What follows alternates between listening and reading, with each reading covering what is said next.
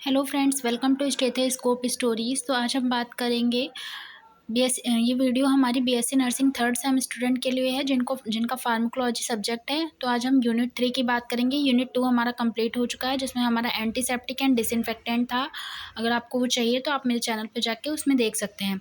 और ये हमारी थर्ड यूनिट है, जिसका नाम है drugs acting on GI system, gastrointestinal system. ठीक है, तो उसमें सबसे पहला टॉपिक हमारा है emetics and anti emetics. Emetics and anti emetics. तो इस वीडियो में हम एमेटिक्स एंड एंटी एमेटिक्स जो है वो देखेंगे कि क्या है। ओके, क्या है एमेटिक्स? क्या होता है एमेटिक्स?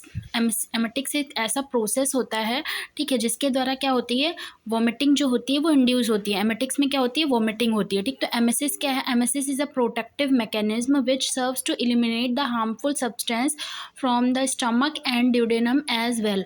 ओके, तो एमेसिस का मतलब क्या है? एमेसिस एक प्रोटेक्टिव मैकेनिज्म है, मतलब ये हमारी बॉडी को क्या करता है, हार्मफुल सब्सटेंस से क्या करता है, प्रिवेंट करता है, प्रोटेक्ट करता है। ठीक है, क्या करता है, जो हमारी बॉडी में जो हार्मफुल सब्सटेंस होते हैं उनको क्या करता है, रिमूव आउट करता है एज द वोमिटिंग के थ्रू क्या करता है, उसको रिमूव आउट करता है। ठीक है, कहाँ से रिमूव करेगा? हमारे स्टमक से एंड ड्यूडेनम से क्या करेगा, इसको रिमूव आउट करेगा। Okay, and it occurs because of the stimulation of emetic means vomiting होता है centre situated in medulla oblongata.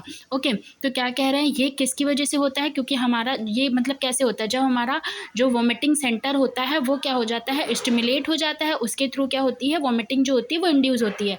और जो हमारा वोमिटिंग सेंटर है वो हमारा ब्रेन के मेडुला ऑब्लोंगाटा में क्या है, प्रेजेंट है। Okay, and there are multiple pathways which can elicit vomiting. यहाँ पे बहुत ढेर सारे पाथवे हैं जिसके थ्रू क्या होती है, वोमिटिंग होती है। तो यहाँ पे हम कुछ पाथवेज की बात करेंगे कि किसके थ्रू हमारी वोमिटिंग जो है वो इंड्यूस होती है। तो सबसे पहले हमने अभी आपको बताया कि वोमिटिंग सेंटर हमारा कहाँ पे है, मेडुला ऑब्लोंगाटा है। ओके, तो सबसे पहले हमारा नंबर 1 पे हमारा सेरिब्रम होता है। ठीक, सेरिब्रम में अगर हमने कोई बैड स्मेल, बहुत गंदी बदबू आ रही है कहीं से, ओके, और कोई बैड थॉट हमने सोच लिया है या बैड साइड कुछ बुरा गंदा सा देख लिया है, ठीक है, तो क्या हो जाता है, हमारा सेरिब्रम जो होता है, जब ये तीनों चीज़ होती हैं, बैड स्मेल, बैड थॉट या बैड साइड, हम लोग कुछ कर लेते हैं, तो क्या होता है, हमारा सेरिब्रम जो होता है वो क्या हो जाता है, एक्टिवेट हो जाता है।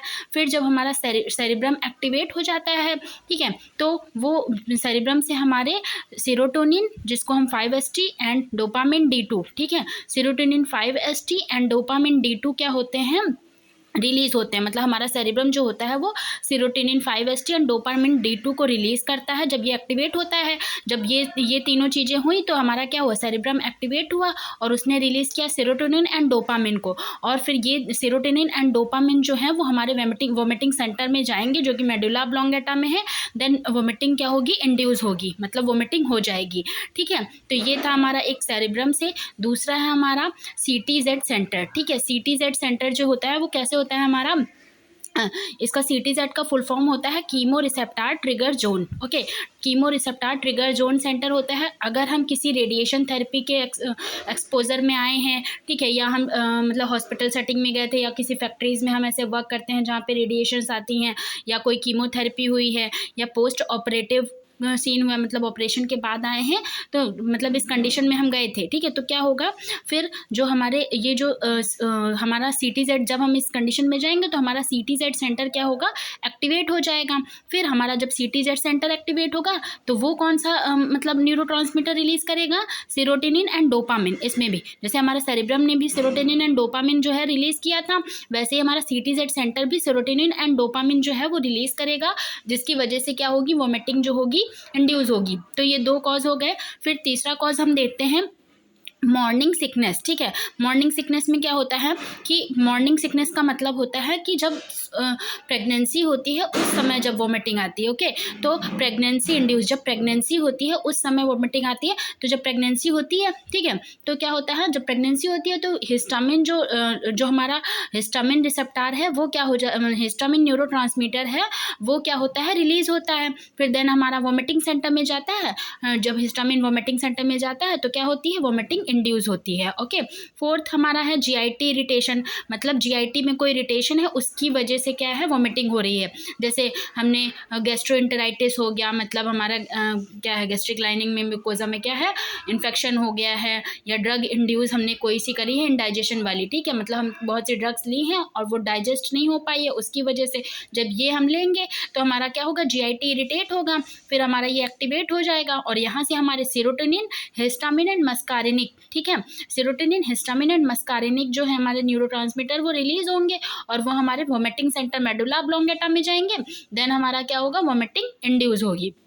ओके, फिर फिफ्थ नंबर पे हमारा है वेस्टिबुलर न्यूक्लियाई। वेस्टिबुलर न्यूक्लियाई जो है हमारा वो हमारा क्या है एयर में पाया जाता है, इनर ईयर के जो हमारा लेब्रिरिंथ पार्ट है उसमें क्या है ये प्रेजेंट होता है, ठीक है।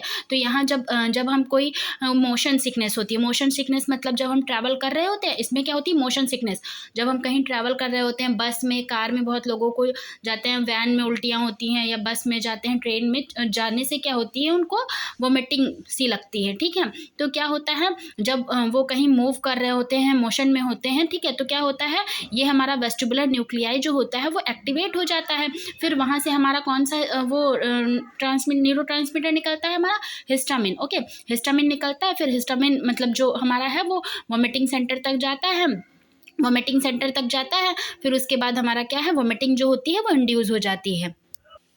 तो ये हमारा पाथवे था जिसके थ्रू क्या होती है हमारी जो वोमिटिंग होती है वो होती है। तो सबसे पहला हमारा सेरिब्रम था, दूसरा हमारा CTZ सेंटर था, तीसरा हमारा मॉर्निंग सिकनेस थी, फोर्थली हमारा GIT irritation and fifth number पे हमारा वेस्टिबुलर न्यूक्लियाई था। और मोस्टली ज़्यादा न्यूरोट्रांसमीटर जो है वो कौन से रिस्पॉन्सिबल हैं ज़्यादातर, मेनली हमारा हिस्टामिन, डोपामिन, ठीक है, histamine, dopamine and serotonin. Okay, और एक में हमारा मस्कारिनिक आ गया है जिसमें GIT इरिटेशन में। ओके, तो अब हम बात करेंगे types of emetics and mechanism of action, उसका मतलब जो भी हमारे टाइप्स हैं एमेटिक्स के, एमेटिक्स क्या है जिससे हमारी वोमिटिंग क्या होती है इंड्यूस होती है, जिसके थ्रू वोमिटिंग होती है। ओके, तो वो क्या है इसके टाइप्स देखेंगे और उसका मैकेनिज्म ऑफ एक्शन देखेंगे कि कैसे ये वर्क करता है। ओके, तो सबसे पहला हमारा क्या है CNS एक्टिंग, मतलब सेंट्रल नर्वस सिस्टम, ठीक है।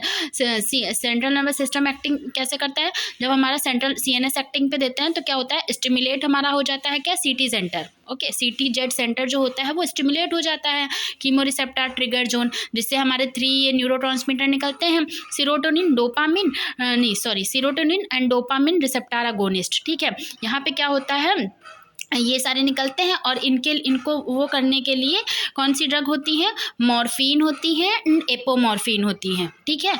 मतलब क्या होती है मॉर्फिन एंड एपोमॉर्फिन जो होती है वो वोमिटिंग को इंड्यूस कराने के लिए दी जाती है, मतलब वोमिटिंग हमको वोमिटिंग करवानी है उस कंडीशन में हम क्या देंगे मॉर्फिन एंड एपोमॉर्फिन जो है वो देंगे। दूसरा हमारा है गैस्ट्रिक इरिटेंट। गैस्ट्रिक इरिटेंट क्या है, गैस्ट्रिक इरिटेंट लेंगे हम कोई से भी, ठीक, जब हमारा गैस्ट्रिक इरिटेंट लेंगे तो हमारा गैस्ट्रिक म्यूकोजा जो होगा वो क्या हो जाएगा इरिटेट हो जाएगा। जब हमारा गैस्ट्रिक म्यूकोजा इरिटेट होगा तो वहाँ से सेरोटोनिन, हिस्टामिन एंड मस्कारिनिक रिसेप्टर निकलेंगे, ठीक है। फिर उसके बाद क्या होगा इसमें कौन कौन सी ड्रग्स देंगे, sodium chloride, mustard and aluminium. Okay, फिर उसके बाद हमारे ये 2 हो गए, एक CNS एक्टिंग, एक हमारा गैस्ट्रिक इरिटेंट, एक हमारा होता है दोनों, मतलब बोथ, ठीक है, जिसमें दोनों आते हैं। तो इसमें हमारा स्टिमुलेट होगा CTZ सेंटर भी एंड हमारा गैस्ट्रिक इरिटेट भी क्या होगा, मतलब गैस्ट्रिक म्यूकोजा भी क्या होगा इरिटेट होगा, ठीक है। इसमें हमारा मतलब हमारा CTZ सेंटर भी स्टिमुलेट होगा एंड जो हमारा गैस्ट्रिक म्यूकोजा है वो भी क्या होगा इरिटेट होगा। तो हम कौन सी ड्रग देंगे, ओके, तो इसके लिए है हमारी इपिकैकोना, ठीक है, इपिकैकोना जो कि हमारी वोमिटिंग इंड्यूस करवाती है विदिन 15 मिनट्स, मतलब ये ड्रग जब हम देंगे तो 15 मिनट के अंदर क्या हो जाएगा हमारा वोमिटिंग जो है वो इंड्यूस हो जाएगी। और दूसरे नंबर पे हमारी डिजिटैलिस। ओके, तो ये इसके टाइप्स थे एमेटिक्स के और इसका मैकेनिज्म ऑफ एक्शन था कि ये ऐसे वर्क करते हैं। मैकेनिज्म ऑफ एक्शन में क्या, सेरोटोनिन, डोपामिन ये निकले, ठीक है, इसकी वजह से वर्क हुआ, ठीक है। अब हम बात करेंगे इसके कॉन्ट्राइंडिकेशन की, किस किस कंडीशन में हमको क्या है ये जो हमारी एमेटिक्स हैं ये हमको नहीं देना है। ओके, तो सबसे पहले हमारा हर्निया है, हमको किसी भी टाइप का हर्निया हो गया तो उस कंडीशन में क्या हमको एमेटिक्स नहीं देनी है। एन्यूरिज्म है, एन्यूरिज्म में हमारी आर्टेरियल वॉल क्या हो जाती है, बल्जिंग फॉर्म में हो जाती हैं, वीकली होती हैं, ठीक है, और वोमिटिंग होगी तो वो क्या हो जाएंगे, रप्चर होने के चांसेस रहेंगे। हार्ट की कोई डिजीज़ है उस कंडीशन में नहीं देंगे। पेप्टिक अल्सर है, ओके, या रेस्पिरेटरी डिप्रेशन इंजेक्शन है, या एसिड और अल्कलाई कोरोसिव इंजेक्शन कर लिया है, ठीक, तो इस कंडीशन में नहीं देंगे। और अनकॉन्शियस है, ठीक, पेशेंट क्या है, अनकॉन्शियस है, या पेट्रोलियम पॉइजन हो गई है, ठीक, पेट्रोलियम पॉइजन क्या कर लिया हमने, इंजेस्ट कर लिया है, उस कंडीशन में क्या है, हम ये जो एमेटिक्स हैं वो नहीं देंगे।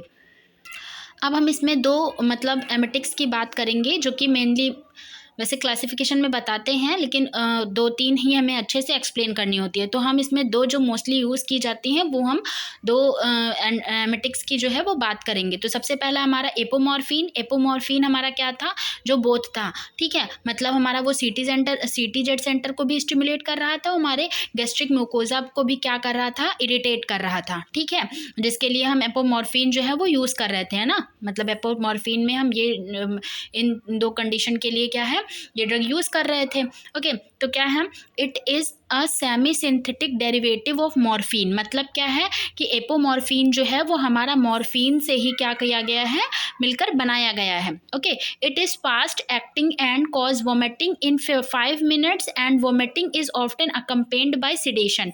ओके, क्या कह रहे हैं कि ये बहुत ही फास्ट एक्टिंग करती है, मतलब ये बहुत जल्दी काम करती है, और इसकी वजह से 5 मिनट में क्या हो जाती है, वोमिटिंग इंड्यूस हो जाती है और सिडेशन भी हो जाता है।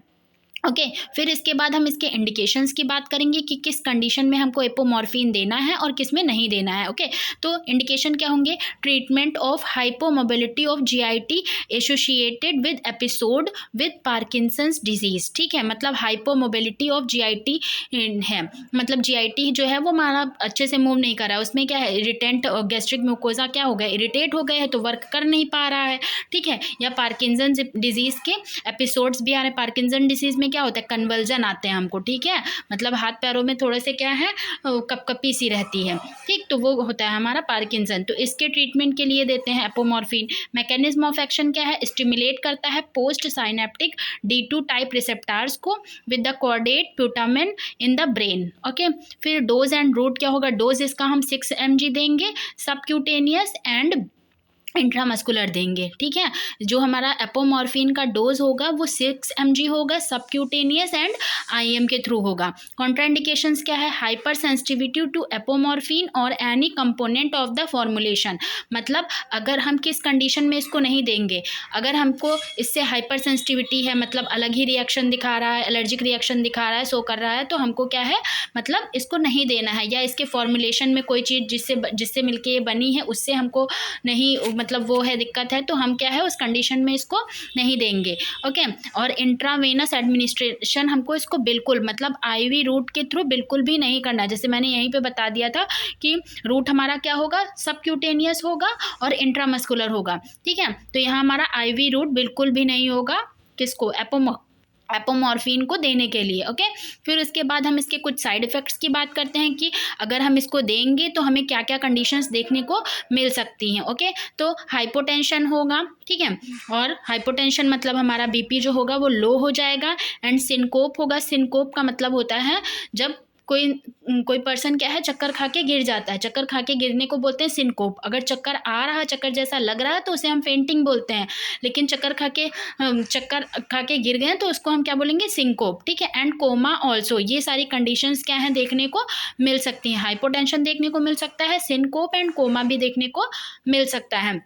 एडवर्स इफेक्ट्स क्या देखने को मिलेंगे, रेस्टलेसनेस लगेगी, थकावट, ट्रिमर्स, झटके आएंगे, और ओकेजनली कन्वल्जन्स भी देखने को मिलेंगे। ओके, रोल ऑफ नर्स क्या होगा, patient must be monitored closely for minimum of 90 minutes following each test dose, ठीक है। And orthostatic hypotension specially in case of apomorphine, मतलब कि जब हमने एपोमॉर्फिन दिया है तो हमको पेशेंट को क्या करना है, मॉनिटर करना है, कितने मिनट तक, 90 मिनट तक हमको क्या है, जब भी हमने डोज दिया उसके 90 मिनट तक हम उसको मॉनिटर करना है कि कहीं उसको हाइपोटेंशन तो नहीं, उसका BP लो तो नहीं हो रहा है। तो इस कंडीशन में क्या है, हमको पेशेंट को मॉनिटर करना है। तो ये हमारा एपोमॉर्फिन यहीं पे ख़त्म होता है। तो दूसरी ड्रग्स की बात अब हम करते हैं, एमेटिक्स की।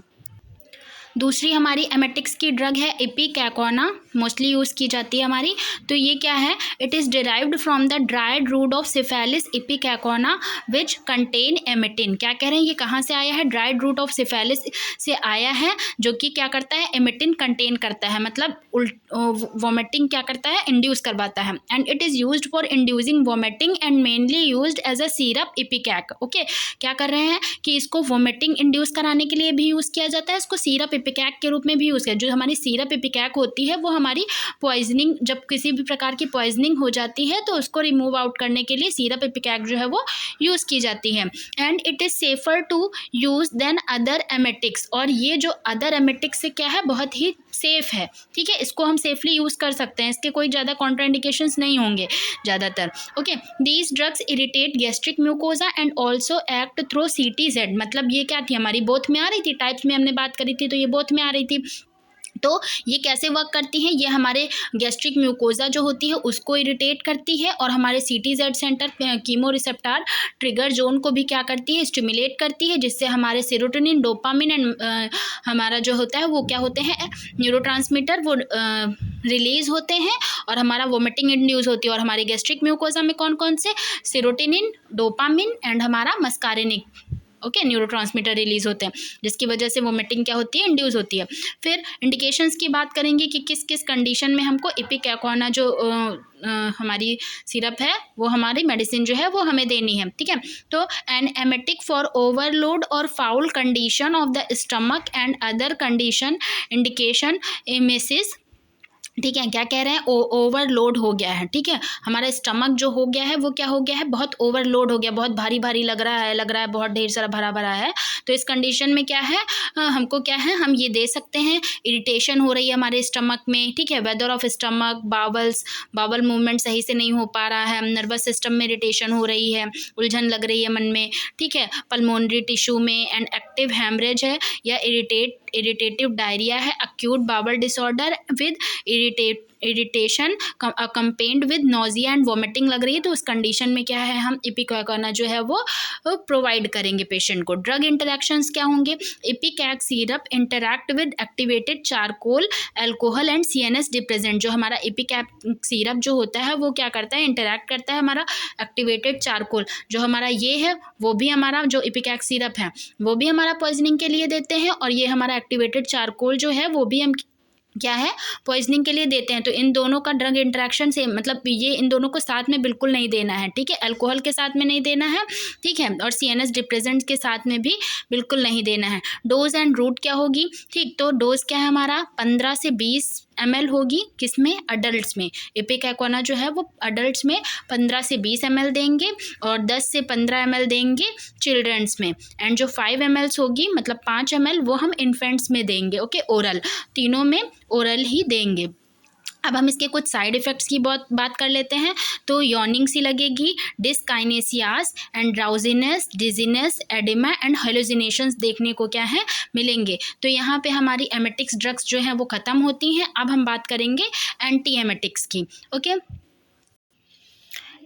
एमेटिक्स की बात हम कर चुके हैं, अब हम बात करेंगे एंटी एमेटिक्स। एंटी का मतलब क्या होता है, इनिबिट, क्या बोलते हैं, एंटागोनाइज, ठीक है, मतलब क्या करते हैं, इनिबिट करने का काम, वोमिटिंग को इनिबिट करेगा, रोकेगा, ठीक है, मतलब हमारी वोमिटिंग को रोकने के लिए जो हम ड्रग्स यूज़ करते हैं उनको हम क्या बोलते हैं, एंटी एमेटिक्स बोलते हैं, ठीक है। क्या कह रहे हैं, an anti emetic is a drug that is effective against vomiting and nausea, ठीक है। एंटी एमेटिक वो ड्रग होती हैं जो कि मतलब वोमिटिंग एंड नोजिया के खिलाफ यूज़ की जाती है, मतलब अगर वोमिटिंग एंड नोजिया हो रहा है तो उसको ट्रीट करने के लिए हम क्या है, एंटी एमेटिक ड्रग जो है वो यूज़ करते हैं। This drugs are typically use to treat motion sickness and the side effect of some opioid analgesics and chemotherapy direct against cancer, okay. ये ड्रग्स जो होती है मेनली किसके लिए यूज़ की जाती है, मोशन सिकनेस मैंने जैसे बताया था कि हम कहीं ट्रैवल कर रहे होते हैं तब हमको क्या लगती है, वोमिट सी लगती है, ठीक है। And the side effect of some opioid analgesics, मतलब क्या है, किसी कोई एनाल्जेसिक्स हमने मतलब पेन किलर ले ली, ठीक है, तो उसका क्या हो गया है, वो साइड इफ़ेक्ट हो गए हैं, तो उसको ट्रीट करने के लिए भी क्या है, हम एंटी एमेटिक्स जो है वो लेते हैं। ठीक है, anti emetics act by inhibiting the receptor site associated with emesis and some time necessary to suppress nausea and vomiting. जो हमारी एंटी एमेटिक्स होती हैं वो कैसे वर्क करती हैं, वो इनहिबिट करती हैं रिसेप्टर साइट। रिसेप्टर साइट हमारी कौन सी थी, जैसे हमारा CTZ सेंटर हो गया, ठीक है, और हमारा वो क्या बोलते हैं GIT इरिटेशन हो रहा था, तो ये हमारी रिसेप्टर साइट ही तो है, यही तो रिसीव करती हैं। तो इनको क्या करेगा, इन्हीं को इनहिबिट कर देगा, ठीक है, जिससे वो रिसीव ही नहीं करेंगे, जिससे हमारे न्यूरोट्रांसमीटर निकलेंगे नहीं और हमारे मेडुला ऑब्लोंगेटा तक, मतलब वोमिटिंग सेंटर तक पहुंचेंगे ही नहीं और वोमिटिंग होगी ही नहीं। तो इसी जगह पे क्या होंगे, वो काम रुक जाएगा उसका। ठीक, तो यही वर्क करती है हमारी एंटी एमेटिक्स। तो इंडिकेशंस क्या होगा, जैसे मैंने उसमें बताया था, तो वही है पोस्ट ऑपरेटिव वोमिटिंग। ठीक, मतलब ऑपरेशन के बाद वोमिटिंग हो रही है, उसको ट्रीट करने के लिए कीमोथेरेपी इंड्यूस्ड वोमिटिंग हो रही है। Bad smell, thought, site induced, ठीक है, मोशन सिकनेस या मॉर्निंग सिकनेस हो रखा है, उसको ट्रीट करने के लिए, and gastric irritation induced vomiting को ट्रीट करने के लिए जो है हमारी वो एंटी एमेटिक्स दी जाती हैं। अब हम बात करेंगे टाइप्स ऑफ एंटी एमेटिक्स। हमने वहाँ पे पिछले में एमेटिक्स के टाइप्स देखे थे, अब हम यहाँ पे एंटी एमेटिक्स के टाइप्स देखेंगे। तो सबसे पहला हमारा होता है CNS एक्टिंग डिप्रेस। मतलब हमारे CNS को क्या करती है, हमारे सेंट्रल नर्वस सिस्टम को क्या करती है, डिप्रेस करने का काम करती है। Okay, they depress CNS and CTZ centre. ये हमारे CNS को एंड CTZ सेंटर को क्या करेगी, डिप्रेस करेगी, जिससे हमारा क्या होगा, न्यूरोट्रांसमीटर जो हमारे सेरोटोनिन, डोपामिन जो होंगे वो क्या होंगे, रिसीव ही नहीं करेंगे। ठीक है, और जिससे क्या होगा, ये एंटागोनिस्ट होते हैं ना, क्योंकि रिसीव नहीं करते हैं, ब्लॉकिंग यहाँ पे लग जाती है। This medicine used for prevent the bad smell, thought, chemotherapy. जैसे मैंने वहाँ बताया था कि ये किससे प्रिवेंट करता है, बैड स्मेल से, थॉट से, कीमोथेरेपी से, radiation therapy, induced vomiting, post operative vomiting को क्या करते हैं, इनसे प्रिवेंशन के लिए यूज़ की जाती हैं, जो हमारी CNS एक्टिंग वाली होती हैं। ओके, तो CNS एक्टिंग में हमारी कौन कौन सी ड्रग्स आ सकती हैं, हमारी डोमपेरिडोन आती है एंड ऑन्डनसेट्रोन एंड डोलासार्टन। ओके, डोमपेरिडोन जो होती है वो मेनली, मतलब डोमपेरिडोन जो है वो बच्चों के लिए ही यूज़ की जाने वाली ड्रग है, और ऑन्डनसेट्रोन जो है वो drug of choice in chemotherapy and radiation therapy induced vomiting. मतलब अगर किसी कीमोथेरेपी की वजह से, रेडिएशन थेरेपी की वजह से वोमिटिंग हो रही है, तो उसको ट्रीट करने के लिए हम ऑन्डनसेट्रोन जो है वो देते हैं। एंड डोलासार्टन जो है वो हम अडल्ट्स में देते हैं। ठीक है, मतलब अगर ऑन्डनसेट्रोन नहीं है तो हम डोलासार्टन जो है वो प्रोवाइड कर सकते हैं, लेकिन बच्चों में अगर हम मोस्टली हमें डोमपेरिडोन ही क्या है प्रेफर करनी है। फिर नंबर 1 पे हमारा क्या था, CNS एक्टिंग था। दूसरा हमारा क्या है सेकंड नंबर पे, प्रमोट गैस्ट्रिक इम्पटिंग। ये क्या करता है, हमारे गैस्ट्रिक को क्या करता है, इम्पटी करता है। ठीक है, उनको क्या करेगा, इनिबिट, मतलब उस पर ब्लॉकर लग जाएंगे, उसको रोकने का काम करेंगे, वहाँ के रिसेप्टर को ब्लॉक करेगा। Okay, they promote gastric emptying. ये क्या करता है, गैस्ट्रिक को इम्पटिंग करने में हेल्प करता है। Histamine, dopamine receptor antagonist. ठीक है, यहाँ पे ये दोनों क्या हो जाएंगे, ब्लॉक हो जाएंगे, जिससे हमारा क्या होगा, वही रिसीव नहीं होगा message. Okay, these medicine are used for prevent the gastric irritating induced vomiting. ये क्या करते हैं ये हमारे गैस्ट्रिक को इम्पटिंग करने में हेल्प करते हैं। कौन कौन से हमारे थे, हमारे इसमें न्यूरोट्रांसमीटर, हिस्टामिन था एंड डोपामिन रिसेप्टर एंटागोनिस्ट थे। ठीक है, तो ये क्या हो जाते हैं, ब्लॉक हो जाते हैं, जिसके द्वारा क्या होती है, हमारी गैस्ट्रिक इरिटेशन नहीं होगी, है ना। ठीक है, तो इस वजह से क्या होगी, वोमिटिंग भी इंड्यूस नहीं होगी। These medicine are use for prevent the gastric irritating induce vomiting. ये मेडिसिन क्या करती हैं, यूज़ की जाती हैं किस लिए, जो कि प्रिवेंट करती हैं गैस्ट्रिक इरिटेंट को, जिसकी वजह से वोमिटिंग हो रही। तो इसके लिए कौन कौन सी हमारी मेडिसिन आती हैं, हमारी मेटोक्लोप्रामाइड आती है, जिसको हम रेग्लैन के नाम से भी जानते हैं, और हमारी प्रोमेथाजीन आती है, जिसको हम फिनार्गन के नाम से भी जानते हैं, जो हमारी गैस्ट्रिक को इम्पटिंग करने में वो करती है, मतलब रोकती है। ठीक है, तो इसमें हमारी मेटोक्लोप्रामाइड एंड प्रोमेथाजाइन आती है। एंड तीसरे नंबर पे हमारा है कंट्रोल मोशन सिकनेस। मतलब मोशन सिकनेस को क्या करेगी, हमारी कंट्रोल करेगी। जैसे हम ट्रैवल करते हैं तो जब हमको वोमिटिंग हो रही है तो हम कौन सी मेडिसिन जो है वो यूज़ करेंगे, तो दे कंट्रोल मोशन सिकनेस। ये हमारी मोशन सिकनेस को कंट्रोल करती हैं। हिस्टामिन रिसेप्टर, इसमें हमारा हिस्टामिन रिसेप्टर जो था वो मतलब क्या हो रहा था, एक्टिवेट हो रहा था, वो रिलीज़ हो रहा था, हमारे वो वोमिटिंग सेंटर पे जा रहा था, है ना, उसकी वजह से हमें मोशन सिकनेस हो रही थी। ठीक है, तो यही क्या हो जाएगा, ब्लॉक हो जाएगा, तो जिससे हमारी क्या हो, मोशन सिकनेस नहीं होगी। तो these medicine are used for prevent the motion sickness induce vomiting. इसमें आती है हमारी डाइफेनिड्रामाइन एंड इसको स्कोपोलामाइन, ओके, जिसको हम हायोसिन भी बोलते हैं, सिनार्जिन आती है, डाइफेनिड्रामाइन, स्कोपोलामाइन एंड सिनार्जिन। ठीक है, तो ये हमारी क्या है, मोशन सिकनेस से प्रिवेंट करने के लिए, अगर आप कहीं ट्रैवल कर रहे हो तब आपको वॉमिटिंग हो रही हो तो आप ये 3 ड्रग में से कोई भी ड्रग ले सकते हैं। ओके, फिर उसके बाद क्या है, control morning sickness. Morning sickness को कंट्रोल करने के लिए कौन सी लेंगे, मॉर्निंग सिकनेस क्या है, अर्ली प्रेगनेंसी में जब वॉमिटिंग होती है तो उसको कंट्रोल करने के लिए। Okay, so they control morning sickness in early pregnancy, मतलब जब प्रेगनेंसी इंड्यूस होती है तभी जब मॉर्निंग सिकनेस होती है, मतलब वोमिटिंग फीलिंग होती है, वोमिटिंग आती है, तो उसको कंट्रोल करने में ये मेडिसिन जो हैं वो यूज़ की जाती हैं। ओके, जिसमें हमारा हिस्टामिन जो होता है वो क्या हो जाता है, एक्टिवेट हो जाता है, तो इसी को क्या करेगी, एंटागोनाइज करेगी, इसी को ब्लॉक करेगी। तो इसके लिए हमारी कौन सी आती है, डॉक्सिलामाइन आती है, पायरिडॉक्सिन आती है, प्रोमेथाजाइन एंड मेटोक्लोप्रामाइड आती है। ठीक है, तो जो हमारा पायरिडॉक्सिन है वो विटामिन B6 ही है। ठीक है, तो इसके कोई वो साइड इफ़ेक्ट्स भी नहीं होंगे ज़्यादा।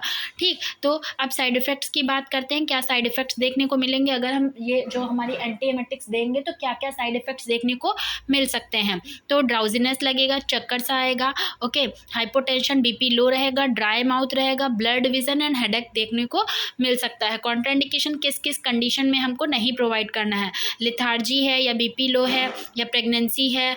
ठीक, क्योंकि इसके साइड इफ़ेक्ट में वैसे भी BP लो हो रहा था हमारा, अभी हम और मतलब जब BP लो है फिर भी हम दे देंगे तो और हाइपोटेंशन हो जाएगा, है ना। तो प्रेगनेंसी की कंडीशन में नहीं देंगे, ग्लोकोमा की कंडीशन में नहीं देंगे, and Parkinson's disease and headache की कंडीशन में क्या है, हम इसको नहीं देंगे एंटीएमेटिक जो है हमारी। अब इसके 7 क्लिनिकल यूजेस देख लेते हैं, जैसे मैंने ऊपर बताया वैसे ही उसमें हम 2 मेडिसिन सब में देख लेंगे। ओके, तो प्रेगनेंसी के लिए मॉर्निंग सिकनेस में कौन कौन सी देते हैं, doxylamine and pyridoxine. Okay, severe morning sickness है, ठीक है, यही प्रेगनेंसी का ही है, सीवियर है लेकिन अगर, ठीक, तो हम देंगे प्रोमेथाजाइन। नॉर्मल है अगर तो डॉक्सिलामाइन एंड पायरिडॉक्सिन देंगे, लेकिन अगर सीवियर है तो प्रोमेथाजाइन एंड मेटोक्लोप्रामाइड देंगे। Okay, and chemotherapy and radiation induced हुआ है, अगर कीमोथेरेपी के उसमें आए हैं हम लोग, मतलब हमारा CTZ सेंटर वो हो गया था, एक्टिवेट हो गया था, ठीक है, या CNS हो गया था, तो उस कंडीशन में हम ऑन्डेनसिट्रोन देंगे, या पोस्ट ऑपरेटिव वोमिटिंग है उस कंडीशन में भी हम ऑन्डेनसिट्रोन देंगे, या मीनियर्स डिजीज़ है, मीनियर्स डिजीज़ हमारी ईयर की डिजीज़ होती है, ठीक है, और ये इसमें नोजिया एंड वोमिटिंग लग रहा है, वर्टिगो सी फीलिंग आ रही है, तो हम कौन सी देंगे, सिनार्जिन देंगे। ओके, नोजिया एंड वोमिटिंग अगर बच्चों में लग रहा है तो डोमपेरिडोन, बच्चों के लिए हम डोमपेरिडोन ही प्रोवाइड करते हैं। ओके, अब हम इसके कुछ छोटे मतलब थोड़े से ये एंटीएमेटिक्स ड्रग्स देख लेते हैं कि कॉमनली कौन कौन सी यूज़ की जाती हैं मेनली, और उसके बारे में थोड़ा सा जान लेंगे। तो सबसे पहले सबसे मेन मोस्टली यूज़ की जाने वाली हमारी ऑन्डेनसिट्रोन है, हर जगह पे यूज़ की जाती है। Prevention of chemotherapy induced emesis, ठीक है, मतलब कीमोथेरेपी की वजह से जो वोमिटिंग हो रही है उसको उससे प्रिवेंट करने के लिए हम लोग क्या है, ऑन्डेनसिट्रोन जो है वो देते हैं। एंड अगर मतलब 4 to 11 ईयर्स का है पर्सन जो है, मानो पेशेंट है वो 4 to 11 ईयर्स का है, तो उसको हम 4 mg देंगे। ठीक है, कब देंगे, जब कीमोथेरेपी हो गई हो, जब कीमोथेरेपी हो रही हो उससे पहले, उससे आधे घंटे पहले हम क्या है उसको 4 mg जो है वो ये ऑन्डेनसिट्रोन देंगे, एंड रिपीट करेंगे 4 and 8 आवर्स, मतलब हर 8 घंटे पे हमको क्या करना है, रिपीट करना है आफ्टर इनिशियल डोज, शुरुआत की के डोज से हमको हर 8 घंटे पे क्या करना है उसको रिपीट करना, मतलब 4 बार दिन में देनी होगी। Then 4 mg every 8 hours for 1-2 days, ठीक है, 1 से लेकर 2 days तक हमको 4 mg देनी है आफ्टर कीमोथेरेपी कंप्लीटेड। जब तक हमारी कीमोथेरेपी कंप्लीट होती है तब तक हमको 1 से 2 दिन तक क्या है, हमको उसको 4 mg देनी है हर 8 घंटे पे। ठीक है, अगर हमारा 4 से 11 साल का पर्सन था, पेशेंट जो था हमारा, ओके, लेकिन अगर इसी जगह पे हमारा 12 साल से ज़्यादा का है या कोई अडल्ट पर्सन है, ठीक है, तो उसको हम क्या देंगे, of chemotherapy induced emesis 0.15 mg पर kg 3 times per day। ठीक है, क्या कह रहे हैं, कितना देंगे, किलोग्राम के हिसाब से देंगे। ठीक, अगर 1 किलोग्राम का है, ठीक है, 1 किलोग्राम का तो कोई वो 12 ईयर से ज़्यादा होता नहीं है। ठीक, मान लो अगर 45 किलोग्राम का है तो उस हिसाब से हम 45 × 0.15 mg का मल्टीप्लाई करेंगे और फिर उस हिसाब से हम उसको देंगे वेट के अनुसार उसके। ओके, तो 3 times पर डे, मतलब दिन में 3 बार देना है, beginning 30 minutes prior to chemotherapy. ठीक है, मतलब कीमोथेरेपी से पहले जैसे हमने वो वाली दी थी ऑन्डेनसिट्रोन, मतलब छोटे बच्चों को दी थी, वैसे ही हमको क्या है, इनको भी देनी है। ओके, फिर 0.5 mg पर kg वंस डेली, दिन में एक बार 0.5 पर mg पर kg वंस डेली देनी है। 8 से 10 mg 1 to 2 times per day, and 24 mg और 32 mg वंस डेली। ओके, ये हमारी थी ऑन्डेनसिट्रोन। अब हम बात करेंगे डोमपेरिडोन की, जो कि मोस्टली बच्चों में यूज़ की जाती है। ओके, तो ये हमारा क्या है, अपर गैस्ट्रो इंटेस्टाइनल मोटिलिटी डिसऑर्डर। मतलब क्या है, हमारा जीआईटी में इरिटेशन हो रही है, उसकी वजह से जो वोमिटिंग हो रही है उसको ट्रीट करने के लिए हम क्या है, डोमपेरिडोन देते हैं। Okay, the usual doses in adult is 10 mg orally 3 to 4 times a day. कितना देंगे, यूजुअल डोज अडल्ट के लिए कितना होगा, 10 mg होगा, ठीक, 3 से 4 बार दिन में, 3 से 4 बार, एंड 15 से 3 minute, 15 to 30 minutes before meals. ठीक है, मतलब खाने से आधे घंटे पहले या 15 मिनट पहले हमको क्या है, ये देनी है। And at bed time if required, या हम सोने के समय भी क्या है, दे सकते हैं डोमपेरिडोन जो है वो, कि 10 mg देंगे ओरली 3 से 4 बार। अगर नोजिया, अगर अपर गैस्ट्रोइंटेस्टाइनल मोटिलिटी डिसऑर्डर है कोई, ओके, मतलब जीआईटी इरिटेशन हो रही है, अगर नोजिया एंड वोमिटिंग लग रहा है एसोसिएटेड विद डोपामाइन अगोनिस्ट है या एंटी पार्किंसन एजेंट है, तो हमको अडल्ट में देनी है इसको 20 mg। कितनी देनी है, 20 mg orally 3 to 4 times a day, 3 से 4 बार देंगे 20 mg। ओके, फिर उसके बाद ये नोट में क्या बता रहे हैं, most of the anti emetics can cause drowsiness. बहुत सी एंटी एमेटिक्स से क्या मतलब साइड इफेक्ट्स देखने को मिलते हैं, ड्राउजीनेस होता है, चक्कर सा आता है। So patient must be protected from injury. तो जब ड्राउजीनेस आएगा, चक्कर आएगा, तो वो गिरने के चांसेस हैं, मतलब फेंट होके सिंकोप हो जाएगा। ठीक है, तो क्या है, उसको क्या है, इंजरी से बचाने के लिए भी हमको मतलब इंजरी देखना है कि उसको इंजरी ना हो, तो उससे हमको क्या करना है, प्रोटेक्ट करना है। तो यहीं पे हमारा क्या है, हमारा एमेटिक्स एंड एंटी एमेटिक्स क्या होता है, ख़त्म होता है। तो हमने क्या क्या पढ़ा था, एमेटिक्स सबसे पहले देखा था, फिर उसके बाद हमने कॉजेज़ देखे थे जिसमें 5 तरह के थे, किस वजह से मतलब एमेसिस हो रही है, उल्टी हो रही है। फिर उसके बाद हमने उसके टाइप्स की बात करी थी, फिर देन हमने उसके कॉन्ट्राइंडिकेशंस देखे, एंड फिर उसके बाद हमने कॉमनली यूज्ड मतलब साइड इफ़ेक्ट, ये सारा कुछ देखा। फिर हमने कॉमनली यूज्ड वो देखे कौन कौन सी एमेटिक्स हम यूज़ करते हैं।